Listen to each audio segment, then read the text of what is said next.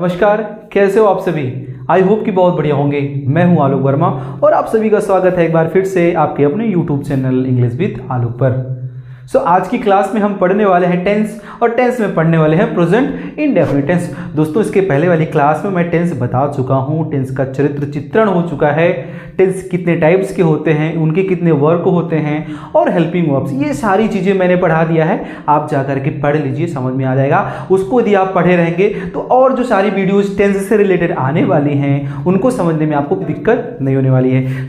आज की क्लास में हम सीखने वाले हैं प्रेजेंट टेंस और प्रेजेंट टेंस में पढ़ने वाले हैं हम प्रेजेंट इंडेफिनिट टेंस। जी हाँ दोस्तों, बहुत ही इंपॉर्टेंट टेंस है present indefinite tense.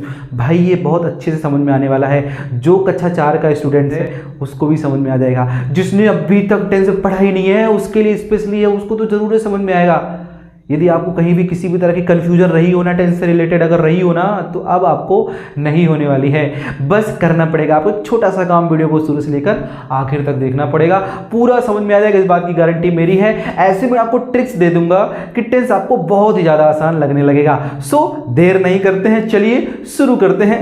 Present indefinite की तरफ चलते हैं। ये हमारे बीच में क्या लिखा है, present indefinite tense. Present indefinite tense में भाई बात क्या होती है, ऐसा कौन सा कार्य होता है प्रेजेंट इंडेफिनिट में, ये भी जानना जरूरी है। यानी कि ऐसे वाक्य जो निश्चित ना हो, बिल्कुल अनिश्चित हो, जिनके शुरू होने का समय यानी कि जिनका और छोर पता ही ना हो, बस काम के बारे में बता दिया जाए।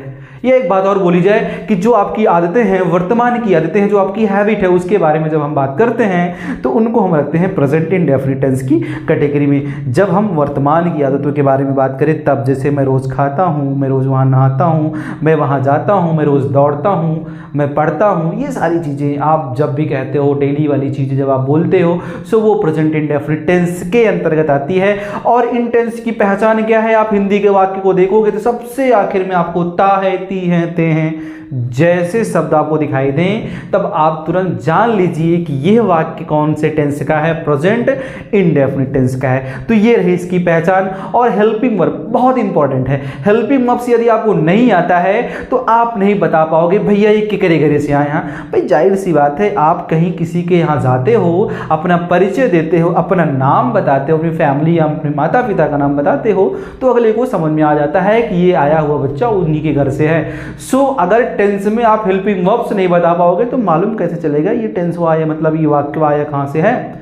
टेंस बहुत इंपॉर्टेंट है ना। वो पहले वाला वीडियो जो मैंने टेंस का बनाया उसको जाकर के पढ़ लीजिएगा भाई, वहां सारी की सारी सहायक क्रिया मैंने बता दिया है।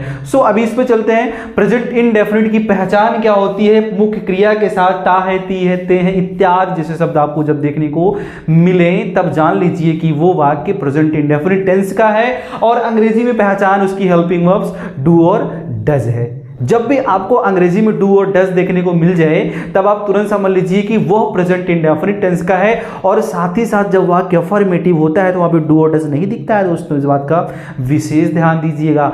वहां पर आपको मेन वर्ब की फर्स्ट फॉर्म दिखेगी या फिर उसके साथ यस या यस दिखेगा। अब आप सोच रहे हो कि कैसा लोचा हो गया, अभी तो बता रहे हो कि डू डज का प्रयोग होता है, अब ये कहां से आ गया, ये सब मालूम चलने वाला है ना। आप वीडियो को बस ऐसे देखते रहिए, एक एक चीजें आपको बहुत अच्छे समझ में आ जाएंगी।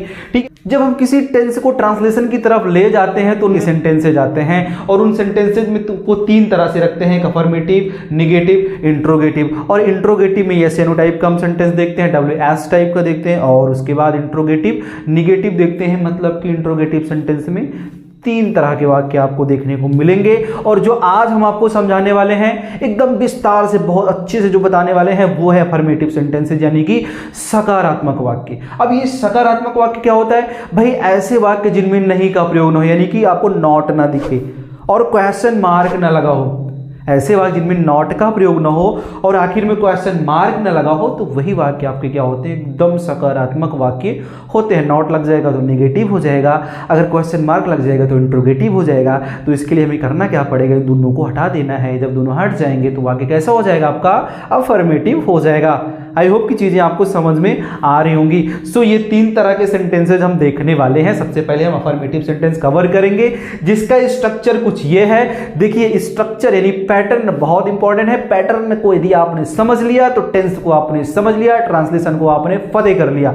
बस आपको स्ट्रक्चर को अच्छे से समझ लेना है। तो ध्यान दीजिए, अफर्मेटिव सेंटेंस का स्ट्रक्चर क्या होता है, आपको सब्जेक्ट दिखेगा सबसे पहले, यानी कि कर्ता दिखेगा। तो ये कर्ता कौन होता है भाई, वाक्य में जो काम को करने वाला होता है या फिर वाक्य में जिसके बारे में बात होती है वही आपका क्या होता है, सब्जेक्ट यानी कि कर्ता होता है। और कर्ता के द्वारा जो भी काम किया जाता है वो आपकी वर्ब होती है। ठीक है, ये सारी चीज़ें आपको समझ में आ रही होंगी। चलिए हम ट्रांसलेशन की तरफ चलते हैं, लेकिन उसके पहले देख लेते हैं कि ये क्या है। ये मेन वर्ब के फर्स्ट फॉर्म के साथ यस या यस कैसे आएगा, कब आएगा भाई? जब आपका सब्जेक्ट क्या हो, सिंगुलर नंबर का हो। ई जब सब्जेक्ट हुआ आपका भैया कौन से नंबर का होगा, सिंगुलर नंबर का होगा। सिंगुलर नंबर का मतलब एक वचन, एक वचन का मतलब एक व्यक्ति, एक वस्तु, एक स्थान। ठीक है, तो सिंगुलर नंबर का होना चाहिए और वो फिर क्या होना चाहिए, सब्जेक्ट सिंगुलर का भी हो और कौन से पर्सन का हो भाई, थर्ड पर्सन का हो। कौन से पर्सन का हो, थर्ड पर्सन का हो। और सिंगुलर नंबर थर्ड पर्सन का सब्जेक्ट होगा तभी आप इसके साथ यस या यस लगाओगे।